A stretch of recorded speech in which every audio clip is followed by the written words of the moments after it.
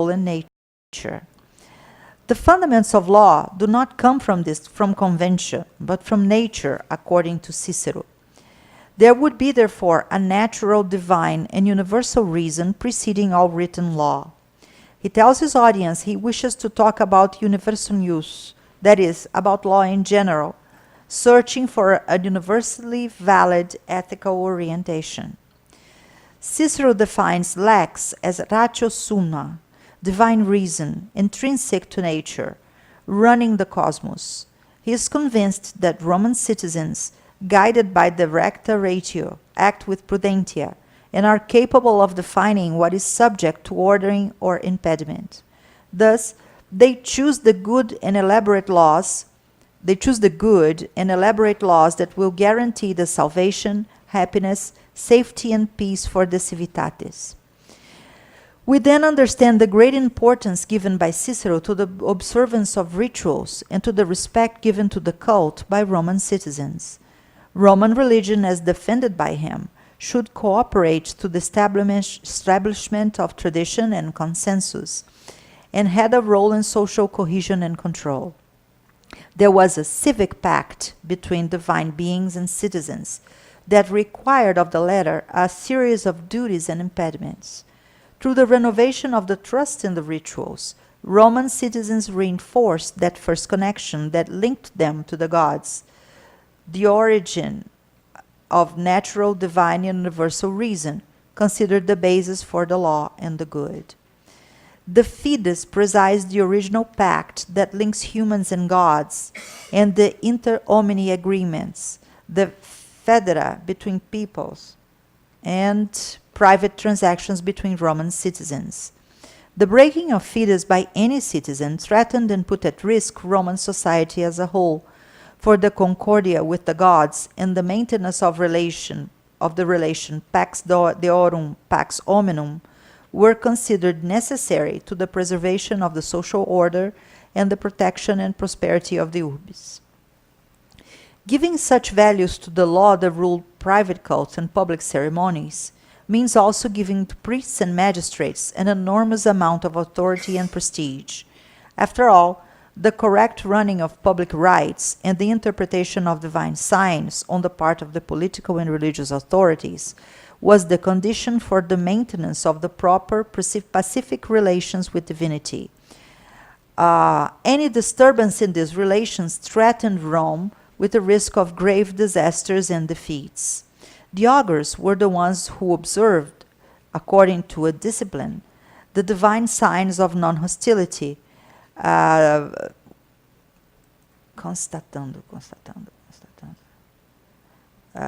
finding a position favorable from the gods in an intended public action. The rights and the authority of the augurs in public questions were, in the words of Cicero, great and exceptional. In some, the authority and the exercise of power of the augurs were notable, and from them Roman society waited that they act with prudentia, or they were versed in the laws and capable of saying what was right, iuris dictio. Unfortunately, I did not receive, Professor, the part on Lucretius. So if you could, maybe we could take a look, yes, from your... Projected text, it helped.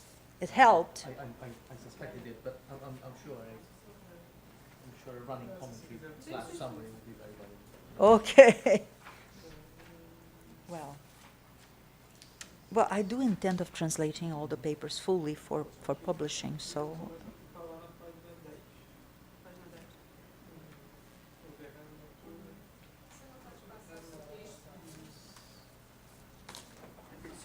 Aqui. Obrigada. Ok. So...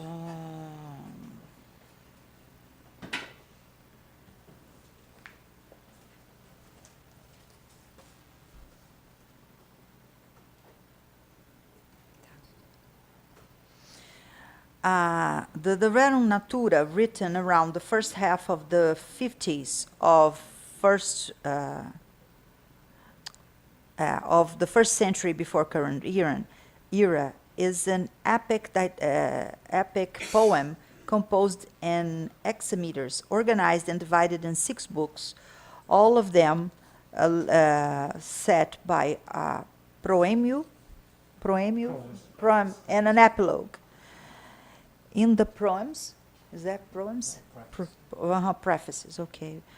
In the proems, the Roman poet celebrates the exultant promise of liberation of the Epicurus philosophy and praises Epicurus in an heroic epic tone. It is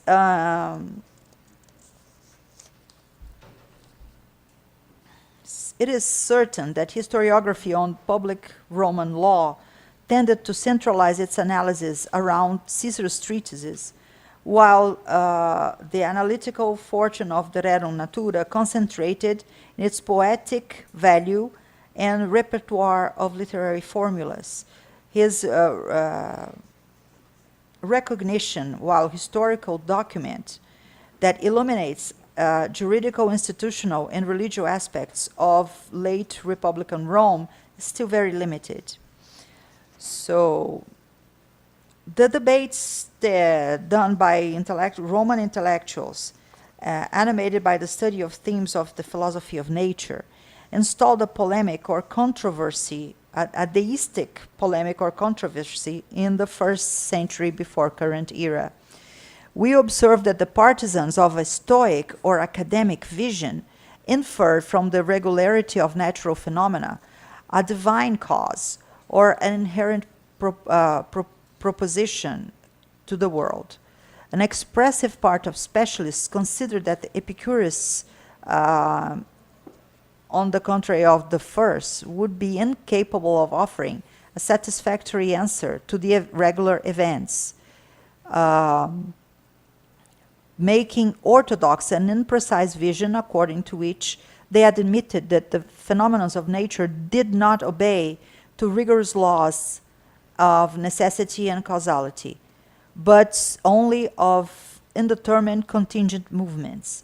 Such critics insisted that Epicurus recognized the presence of accidental events in his conception of the world, and attributed to Klimanen, the deviation of atomic particles, the occurrence of things supposedly random in nature.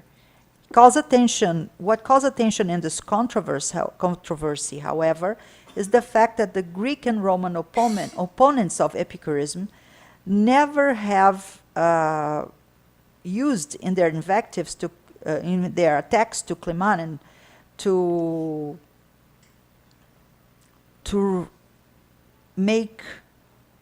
deny the consistency of the theory of the Greek scholar in this terrain of the regularity of natural events. So on the decade of the 80s, the critic finally recognized that the restriction to the indeterminate occurrences are very limited in the philosophy of Epicurus than normally admitted. So there was a bigger consensus among specialists that Epicurus would have affirmed that all observable phenomena in our world form a necessary chain of events and obey continuous causation that is strictly mechanical. The only exception really admitted by him to the dominion of rigorous natural laws would be human behavior, capable of generating spontaneous actions. And only in the field of human actions there would be an interference in the Klimanen of the atoms. We don't find in the writings of Epicurus any systematic application of the atomic deviation would be deviation in the development of some theme of natural philosophy. However, the Klimanen has fundamental ethical implications in his moral work, such as the letter to Meneceu, in which the Greek scholar rejects the destiny and condition of implacable necessity, and disregards the interference of strengths of powers or unstable causes in the life of the wise man. At this point, Lucretius follows the steps of Epicurus and does not associate Climane to phenomena of fortuitous or aleatory or random world. The poet uses atomic deviation in a first moment to justify, in a theoretical point of view, the need to introduce genitalis motus in his conception of natural physics.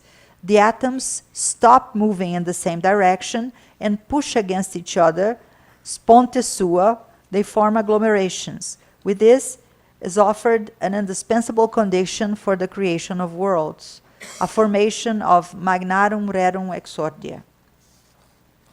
So, we must alert, however, to the mistake of supposing that Lucretius extended these spontaneous movements, spontaneous and no unpurposed movements of the atoms to already created worlds. In the same manner of the Greek scholar, the Roman poet was preoccupied in assuring that Epicurus' philosophy respected the rigorous natural laws of need and causality. In his exposition of cosmology, Epicurus' cosmology, he gave emphasis to terms like federa, ordos certus, fines, leges, etc. Lucretius emphasized that Climane is an exception to the normal movement of the atoms, a minimal deviation produced when they move away from their trajectory in a distant nec plusquam minimum. On the contrary, Cicero ridiculed this principle, referring to it as res commentitia.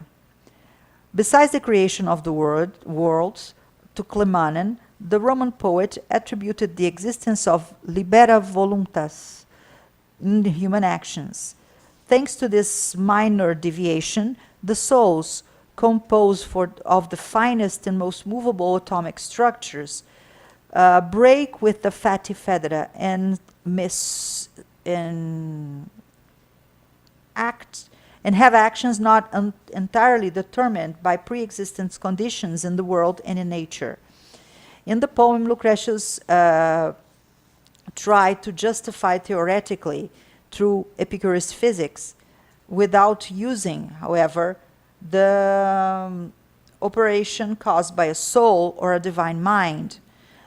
The commitment of these spontaneous actions with reason and regularity of the experiences of the world. To understand how rigorous and well-fundamented it is in this point, his way of thought, it is necessary to admit that qualified actions like contingencies, free from any finality, cannot be, however, compatible with natural laws of need. Lucretius will elucidate that such actions result from preceding conditions, as well as those more readily recognized as regulars, and respect the same continuous causation and are strictly mechanical and rational. That the Epicurus philosophy argues to be submitted to nature. In the Legibus, Cicero declares himself in ortulis suis, in disagreement with the Epicurists when the subject is the fundamental of civic order and the normality, the institutional normality of the republic. The dissension raised by Cicero is an attack used frequently against the Epicurists. Human actions, supposedly not linked to the law that rule nature and the cosmos, and from which all other phenomena and occurrences in the world depend, would seem to be totally accidental and random. Such erroneous understanding, voluntary or not, of spontaneity and libera voluntas from Epicurus made easy the dissemination in the arena of public communication, the accusation that the adepts of the doctrine of Epicurus wished to reach only individual utility. So, in this point of view, Epicurus would be going against the perspective of public utility common to all the citizens. However, through his deviant rhetoric, Lucretius will defend the the Epicurist ratio as fundament to guarantee legitimacy and critical consistency to law. The Roman poet will propose, in the place of recta ratio, of the Ciceronian recta ratio, coming from a divinely animated nature, the Epicurist ratio, a principle of causation strictly mechanic from nature. Considering the question in this point of view, we can only speculate the strangeness with which Lucretius would have met the idea of consecrating to reason a sacred temple in Rome, publicly dedicated. The ratio is the key idea in the thought system of the Epicurist thought system. Through it, the Roman poet created the rerum natura, a flux of symbolic values, valencias. How would you translate valencias? Values. A flux of symbolic values between the Epicurus cosmology and the conceptual field of Roman politics and religion. And he could articulate need and pure contingency, natural reason and freedom, natural reason and liberty in action. Lucretius criticized strongly the model of the pious model prescribed by traditional Roman religion. He worried especially with character, in his point of view, restrictive and punitive of the fides that forced Roman citizens to a strict observance of rituals. The Epicurus poet considered this civic pact with the gods did not conduct to a controlled and reflected process of engagement with divine sphere. There was a risk of citizens exaggerating the limits of religious zeal and give themselves to a rational fear of the wrath and prescriptions of gods viewed as irascible. Religious terror in these conditions were incompatible with reasonable spirit and a clear philosophical vision. And different from Cicero, Lucretius considered that religious fear and the expectancy of divine punishment, instead of cooperating for the stability of social order, avoided or made obstacles for the Romans, and made Romans declare wars and practice all sorts of wrongdoings against their own good and putting their lives permanently in risk. In the Rerum Natura, the Roman poet exhorted his public, the Roman elite of his time, to submit fides to ratio. With this, he proposed that religious fear would be fought in the field of scientific speculation.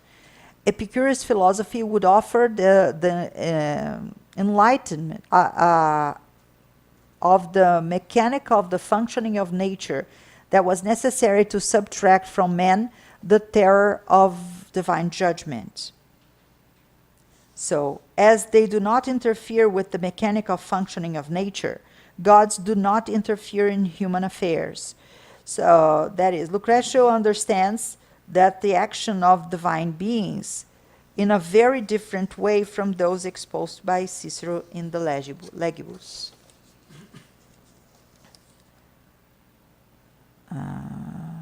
It is possible to identify along the Rerum Natura a series of criticisms addressed to the traditional forms of prayer, of oaths, and other Roman religious formulas that would ask for help or mediation from the gods. It's very significant that Lucretius had formulated the first philosophical prayer in Latin language addressed to Venus that would reveal his disposition to resignificate discursive practice connected to religio publica, to Roman religio publica. Lucretius tried to convince the members of the Roman elite that the only compatible conduct with true pietas demanded by their social position in the exercise of his magistrative and priestly obligations is that one fundamental in the Epicurist ratio. To them, the poet recommended a reformulation of the civic pact with the Roman gods. It is possible that Lucretius hoped that political and religious authorities from Rome, stimulated for the verses written, according to Cicero himself, with ars and ingenium, and dedicated to study of Epicurist physics and committed to its precepts and ethic formulas. The poet really made an effort in his composition. We must remember the honey spread in the cups that contain the bitter absinthe of a difficult and obscure doctrine. The scientific investigation of nature should take the magistrates and priests from Rome to choose an orientation for the practical life that would alter their manners of thinking and feeling, and would allow the correction of judgments and thinking mistakes, erros de raciocínio. With this, we could take to the exercise of their political religious functions a reflection on the nature, on the superior nature of divinities. Lucretius spends a huge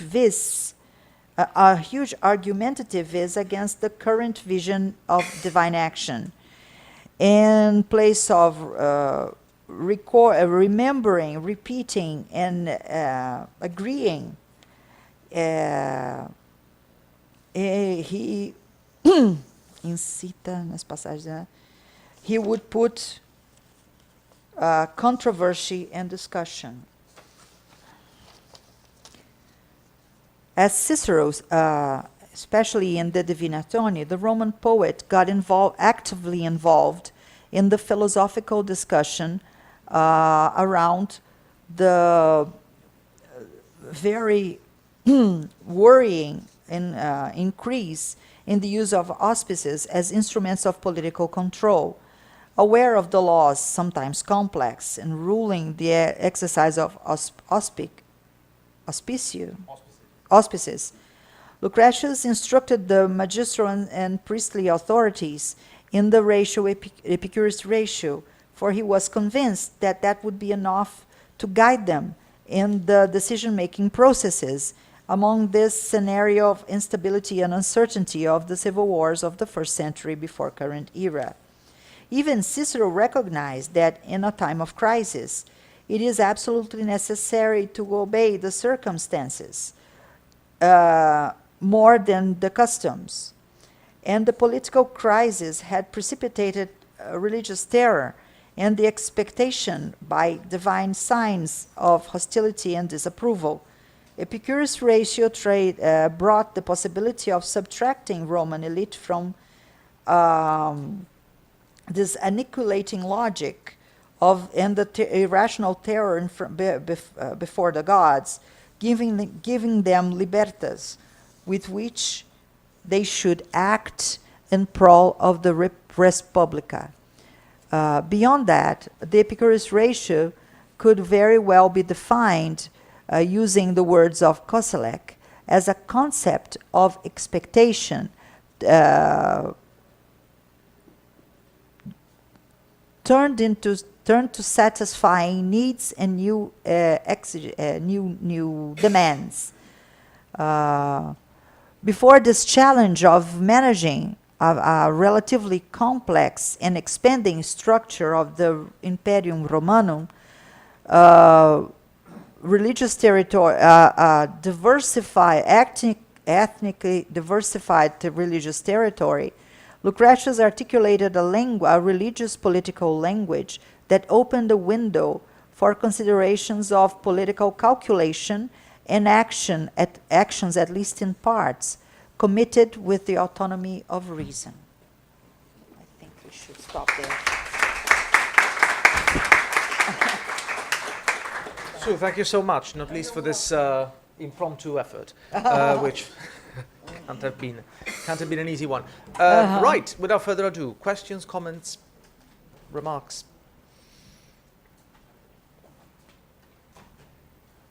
Acho que eu tenho uma dúvida. Você falou em retórica desviante. O que é retórica desviante?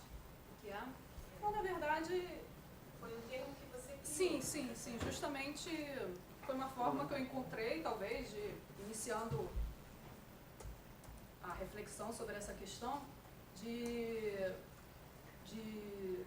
sistematizar ou ter de uma forma clara esse percurso que na própria obra do Lucrécio é bastante rigoroso. Esse percurso de argumentação ele é bastante claro, bastante sistemático, né? E ele está todo fundamentado na ideia justamente do clinamen, né? Não só nisso, mas fundamentalmente na possibilidade desse desvio, né? Então, a partir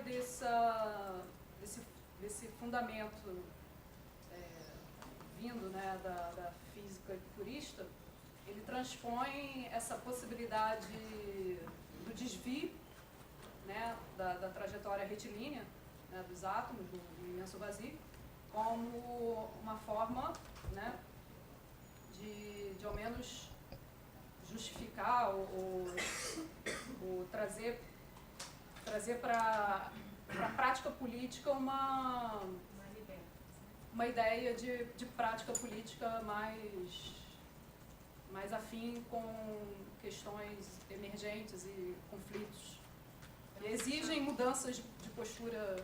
Então você chamou de desvio atômico. Sim. É uma coisa que é só uma experimentação por enquanto. Okay. So the question was, Regina had a curiosity about the term deviant rhetoric, where it came from. And the answer from Maria was that it actually was based, it's a term she's experimenting with, and it comes from this deviation of the atoms from their straight movement. I'm not familiar with Epicuro at all. At all. You guys noticed that. Especially, actually. Yes? Alguma pergunta? I was wondering whether you have any thoughts on the way in which Lucretius constructs religio as a form of, well, to go back to this key word, deviant form of engagement with the gods. He does shy away, doesn't he, from the religio superstitio dichotomy that is so central to much of Cicero's thinking, and on the contrary, he has a very aggressive take on the evils that religio brings about. I was wondering whether you have any thoughts on that. Então, Sant'Angelo, eu concordo com você no seu livro. Well, okay. Então, eu concordo que Lucrécio não utiliza propositalmente o termo supertitio, porque ele sabia que utilizando o termo supertitio, ele estaria de alguma forma corroborando o programa religioso ciceroniano. Então, toda vez que o Lucrécio vai se referir a práticas religiosas nefastas, práticas religiosas não recomendadas, ele vai se referir mesmo à religião, vai usar o termo religio e nunca supertitio. E certamente o Lucrécio conhecia o termo supertitio, né? Só que o que ele considerava supertitio não era certamente o que o Cícero e outros intelectuais mais tradicionais romanos considerariam como supertítio. Então, dentro de uma análise semântica, numa análise conceitual, qualquer uso, apropriação, né, do conceito de supertítio seria uma forma de atribuir, né, valências simbólicas ou transpor valências simbólicas de um conceito para o outro, né, e acabaria, justamente pela utilização do termo, minando, né, a perspectiva lucreciana, né. Então, assim, nesse sentido, o Koselleck ajuda muito nessa questão das operações semânticas, né, como você subtrai ou desforiza, né, a carga positiva de um termo, fazendo referência ao outro, né. Então, é bastante claro que Lucrécio não compartilha, né, dessa visão de supertítio, né, que basicamente foi cunhada, transmitida e reconhecida já no século I pelo trabalho de Cícero, né, e isso claramente é uma posição dele, não utilizar supertítio. E eu comecei a pensar sobre isso justamente lendo o livro do Sant'Angelo, de que não havia como realmente... Porque surpreende que um livro bastante crítico sobre religião não tenha uma palavra sobre superstição. Não tem. Mas isso é compreensível se você localizar o Lucrécio no debate da arena filosófica e pública e política romana, você entende por que ele não usa supertítio. Your question was? My question was... I got lost. My question was whether Maria has any thoughts on Okay, on the so you religio wanted her superstitio. comments, this dichotomy of religio and superstition. Yes, and why it's not. And then she answered that by reading your book, Yes. right? She started thinking about this dichotomy, and she realized that Lucretius does not use the term superstitio at all, because he does not wish to reinforce the, what would we call it, prestige of Cicero's views on the subject. So he avoids the use of the term altogether. So even when he talks about negative aspects of religion, he does not use the word superstitio, he uses the word religio. That's basically. Yep. Greg. Thank you very much for the paper. It's a huge, ambitious topic, and it's very interesting. Could I ask about the context of crisis? Because I can see that the Cicero works, which we can locate quite clearly in his own political evolution, how his own experience interacts with the way in which he writes, De Legibus and then later De Natura Deorum and so on.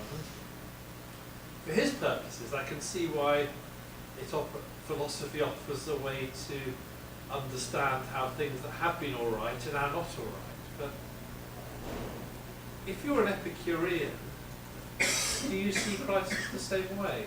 Because if Epicureanism teaches you not to fear anything, because things are constantly coming together and coming apart. Do Epicureans worry about political crisis?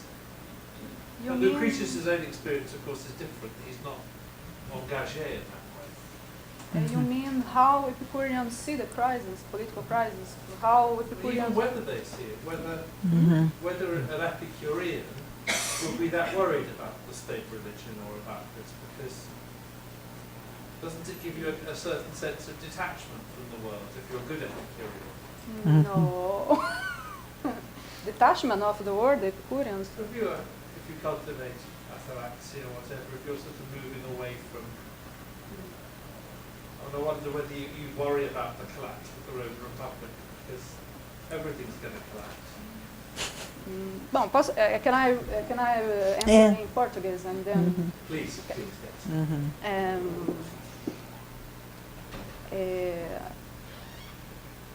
Eu sou terminantemente contra, assim, pelo menos o que eu tenho lido até então, e tenho tentado focar nisso, que a recepção da filosofia epicurista em Roma, em nenhum modo essa recepção torna possível ou ressoa como um imperativo de afastamento da vida pública, pelo contrário. Né? Quando o epicurismo chega aos ouvidos, né? Chega enfim, aos banquetes e às vilas itálicas, enfim, o que eu percebo é uma orientação, né, para a vida pública. Né? Assim como, da mesma forma como outras escolas filosóficas helenísticas chegam em Roma e imediatamente, né, no século I, a gente já tem mais essa visão do filósofo, aquele que se dedica aos estudos. E essa posição de um homem versado, né, nos estudos da filosofia. Esse homem, ele já no século III ou II, mas seguramente no século I, ele já é visto com muitos bons olhos, né? E César é um imenso epicurista, um grande epicurista, e é bastante... Aliás, é o que eu pretendo fazer no pós-doc, que é justamente tentar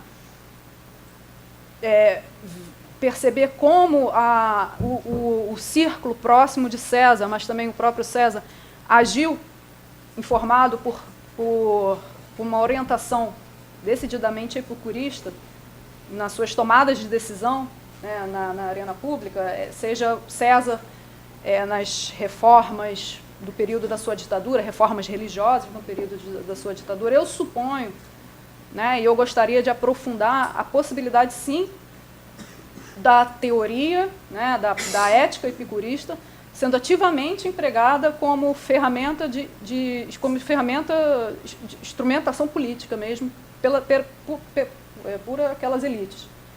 Em nenhum modo, em nenhum momento, a doutrina epicurista ali, em Roma, vai incitar aqueles homens, vai incentivá-los a sair da vida pública, pelo contrário. Né? Vai realmente incitá-los ao debate, à reflexão, mas também à contestação. E realmente eu escrevi, na verdade, eu escrevi um artigo só para isso. Eu lembro que foi um artigo em que eu tentava desconstruir a ideia de que a filosofia epicurista não era dissociada dessa busca dos romanos pelas magistraturas, pelo prestígio, pela carreira das honras, né? Porque isso tudo é construído, né? Todo esse percurso, toda essa argumentação, né? É uma coisa construída, e então eu lembro eu escrevi um artigo justamente para tratar do epicurismo e do epicurismo romano, porque o epicurismo romano tem características muito particulares que né, não se encontram é diferente, né, do ambiente grego, né, helenístico, e eu percebo isso, que não é incompatível com a carreira das honras. O epicurismo, tal como ele chega em Roma, não é incompatível com a carreira das honras e com a ascensão política, enfim, com a participação na arena pública. Pelo contrário, assim, dá instrumentação para esses magistrados, esses sacerdotes, estarem na disputa pelo poder. Do you think Lucretius thought that Roman Epicureanism was different from Epicurus? Did he think he was changing it? How? Because if Roman Epicureanism is very particular, did Lucretius consciously depart from the master? Or did he not realise he was changing? Maybe it's not clear. Eu acho que ela entendeu, sim. Ele está perguntando o seguinte: se o epicurismo romano é diferente do grego, se você acha que Lucrécio tinha consciência que ele estava modificando e se apartando, se distanciando